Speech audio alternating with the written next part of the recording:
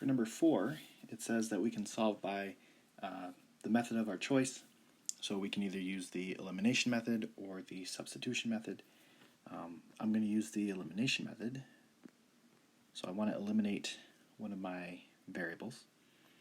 So I see that I have a 3x here, which means if I have a negative 3x here, then they should go away. So I'm actually going to multiply this by negative 3 times by negative 3.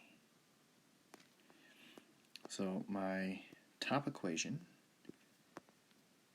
is going to be negative 3x minus 12y is equal to negative 24.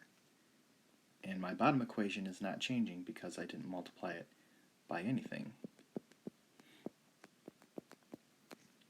So if I add these up vertically, my x's go away. I knew that was going to happen. My y's go away as well. I did not know that was going to happen. So this gives me 0 on this side. On the other side, negative 24 plus 2 is negative 22. So this is a special case when this happens, when all of your variables go away and you're left with a statement. That statement is either going to be false or true.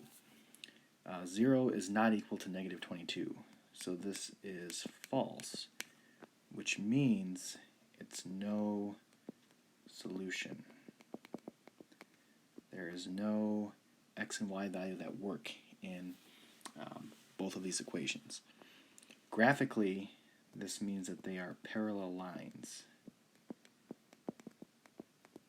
meaning they're actually not going to ever intersect, and that's why there's no solution.